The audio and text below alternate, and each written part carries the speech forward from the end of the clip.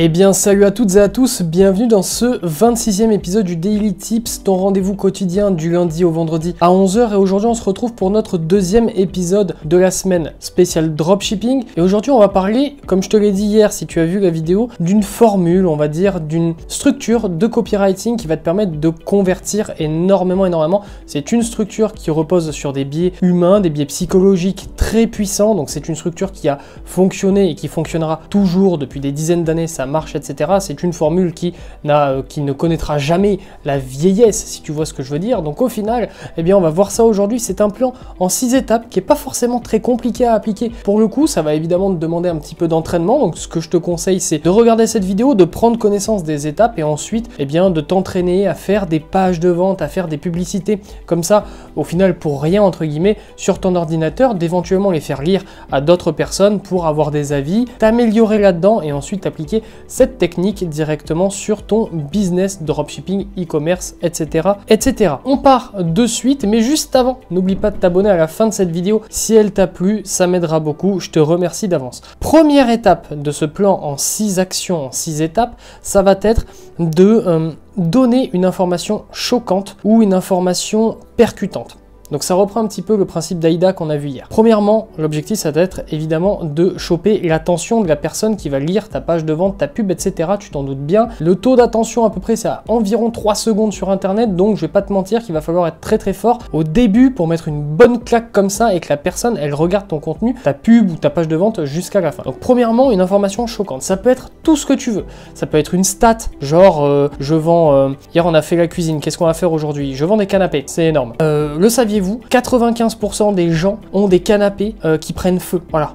C'est une belle stat. Et en plus, c'est bien, tu vois, les gens, ils vont se dire, oh là, attends, mon canapé va peut-être prendre feu. Bon, c'est une connerie, mais tu m'as compris. Il faut un truc un petit peu choquant. Ça peut être une stat, ça peut être un pourcentage, ça peut être une révélation, ça peut être, voilà, n'importe quoi. Le but, c'est juste que ce soit choquant, que ce soit interpellant. C'est la première étape. C'est pas la plus facile. En soi, c'est la plus simple à comprendre. Mais trouver ce petit truc qui va faire que les gens, ils vont rester directement, ça va attirer leur attention. C'est pas forcément facile. Donc ça va être une étape sur laquelle tu vas devoir bosser. Deuxièmement, il va te falloir une transition, une petite transition en douceur. Qu'est-ce que j'entends par là? Tu vas expliquer cette information choquante. 95% des gens ont des canapés qui prennent feu. Pourquoi? Parce que bon, c'est bien mignon de dire ça, mais au final, pourquoi? Donc là, tu expliques que les matériaux traditionnels utilisés pour fabriquer des canapés ont des fortes chances de s'embraser d'un coup, etc. Tu vois ce que je veux dire? Tu expliques pourquoi ton information choquante est choquante et tu commences à faire le lien avec ce qui va suivre. Troisièmement, la crédibilité. Là, c'est le moment de mettre une belle couche de crédibilité.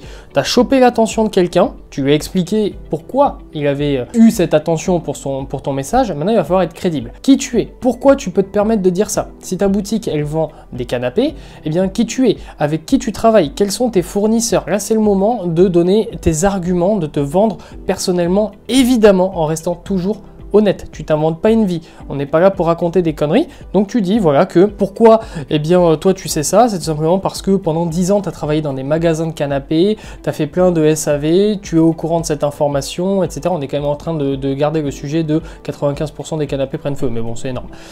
Donc voilà, tu t'y connais là-dedans. En plus de ça, tu travailles avec un fournisseur super bon là-dedans qui fait des canapés à la main de père en fils depuis 1874, donc ce sont des matériaux recyclables, des trucs bio, etc. Tu fais ce que tu veux. C'est le moment de donner de la crédibilité à ton message et à ta personne. Donc là, tu balances le paquet pour que les gens ils se disent ok, ce mec-là ou cette fille-là, elle n'est pas en train de me raconter de la merde, c'est intéressant, je sais que je peux lui faire confiance, c'est très important. Quatrièmement, ça va être le moment de promettre une révélation, de promettre quelque chose qui va faire que la personne va avoir envie d'aller jusqu'au bout de ton message. Parce que maintenant que tu as son attention et maintenant que la personne se dit ok, cette personne est une personne de confiance, pourquoi je continuerai? Eh bien pour cette révélation, pour cette promesse. Donc par exemple, ta promesse, ça pourrait être, eh bien moi, ce que je peux te vendre, ce que je peux te présenter, sont des canapés d'une qualité hors du commun, qui ne prendront jamais feu, qui ne vont jamais se salir, que tu peux laver très facilement avec une éponge. Voilà, c'est une promesse que tu fais, évidemment qui doit être réaliste, qui ne doit pas être survendu, parce que, eh bien, si tu survends ta promesse, certes, tu vas captiver encore plus l'attention de la personne, mais au final, arrivé à la fin, elle va se rendre compte que c'est de la merde, et au final, tu vas jamais vendre. Donc, reste modeste sur ta promesse, fais une promesse qui est cohérente, fais une promesse qui est réaliste, et en plus de ça, je vais donner un exemple tout con, si j'étais coach sportif, tu vois, et que tu avais envie de perdre 10 kilos, et que je te dis, voilà, moi, ma promesse, c'est que je peux te faire perdre tes 10 kilos en 3 jours. Hop, on remonte dans le temps. Je suis toujours coach sportif, et là je te dis, ma promesse c'est que je peux te faire perdre 10 kilos. Par contre ça va prendre 6 semaines, il va falloir se donner, ça va pas être facile, mais si tu suis bien mes méthodes, tu vas y arriver. À qui tu fais le plus confiance? À la personne qui t'a fait une promesse complètement débile, et certes ça donne envie évidemment en 3 jours, mais c'est pas possible et tu t'en rends bien compte, ou la personne qui t'a fait une promesse qui est tout à fait réaliste, en soi si la personne a des bonnes méthodes, c'est faisable. Bon, je suis pas expert là-dedans, donc peut-être que c'est pas possible, mais on s'en fout, tu m'as compris. Donc là c'est le moment de faire ta promesse, une promesse tout à fait possible, qui reste quand même alléchante, évidemment. Cinquièmement, il va falloir que tu donnes de la valeur, Il faut que ton message, il ait quelque chose à apporter aux gens. C'est-à-dire que ce qu'on voit souvent, c'est qu'un message publicitaire, ça va être juste regardez mon produit, il est bien, il peut faire ça, achetez-le. Ça marche, évidemment ça marche, mais ça marche pas comme il faut.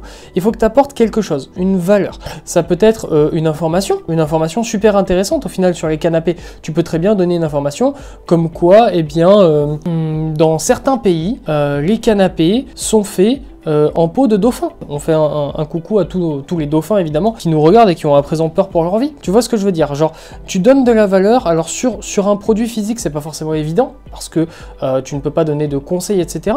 Quoique tu peux au final dire, donner une petite astuce, comment laver un canapé, peu importe. Mais il faut que tu donnes un truc qui est éventuellement partageable. C'est-à-dire une statistique, une information, etc. Ça va être une valeur ajoutée qui est gratuite au final, et qui va donner à la personne l'impression, évidemment elle est dans un message publicitaire, mais pas qu'il y a quand même une âme derrière, qu'il y a quand même une volonté de ta part d'apporter quelque chose à cette personne, et pas juste de lui faire sortir sa carte bleue. Tu vois ce que je veux dire? Donc c'est très important, cette petite création de valeur à ce moment-là va t'apporter encore plus de crédibilité et de confiance au final, plutôt que si tu es en mode achète. Voilà. Donc la petite création de valeur, tu peux donner aussi quelque chose qui va donner un petit peu de curiosité, un petit peu de mystère autour de ton produit, ça peut être intéressant aussi. Donc voilà.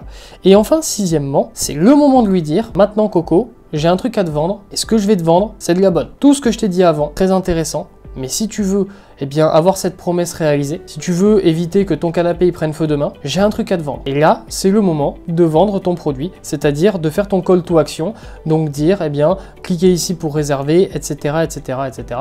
Tu m'as compris? C'est le moment de vendre, de faire ta promesse finale. Je peux t'aider, je peux t'apporter ça, et c'est sur ce site internet et tu peux acheter mon produit afin d'avoir une solution à ton problème. Donc voilà, on va récapituler rapidement histoire de premièrement, information choquante, une information qui va choper l'attention en moins de 3 secondes, donc sois bon là-dessus. Deuxièmement, une petite transition pour expliquer l'information choquante et transiter, oui, si ça se dit, oui, normalement, vers ton sujet. Troisièmement, crédibilité, donc c'est le moment d'expliquer pourquoi est-ce que tu peux te permettre de parler de ces putains de canapés, pourquoi est-ce que tu peux te permettre de vendre des canapés aux gens sans qu'ils aient peur qu'ils prennent feu.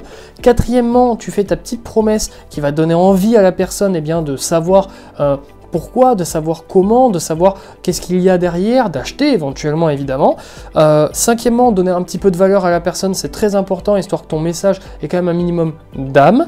Et enfin, sixièmement, c'est le moment de présenter ton produit, de dire voilà, j'ai une solution au problème que je t'ai expliqué durant tout mon message publicitaire au final, et cette solution, c'est mon produit il se situe sur ce site internet, et si tu veux aller l'acheter ou le commander, etc., c'est par ici que ça se trouve, et voilà, tout simplement. Donc au final, ça fait une vidéo pas très longue et tant mieux, parce que je voulais vraiment faire une petite vidéo, là, une dizaine de minutes, histoire que tu puisses éventuellement même la regarder plusieurs fois si tu préfères, tu vois, là tu l'as regardé, hop, tu commences à écrire un truc, tu peux la re-regarder, histoire de voilà, tu vois ce que je veux dire, donc c'est pas trop long, c'est parfait. C'est tout pour moi, tout simplement. Donc si la vidéo t'a plu, n'hésite pas à t'abonner, n'hésite pas à mettre un petit pouce bleu, ça fait plaisir, le petit commentaire pour me dire ce que tu en as pensé, partager avec un maximum de personnes afin que je devienne youtubeur beauté avant tout et que j'ai 600 millions d'abonnés sur YouTube, ce sera formidable. Nous on se dit à très vite, on se dit à demain pour une nouvelle vidéo. Le 3e épisode de demain sera à nouveau sur le dropshipping, donc reste connecté si ça t'intéresse. On se dit à très vite, on se dit à demain 11 h, restez fort, restez focus, prenez soin de vous, tchuss.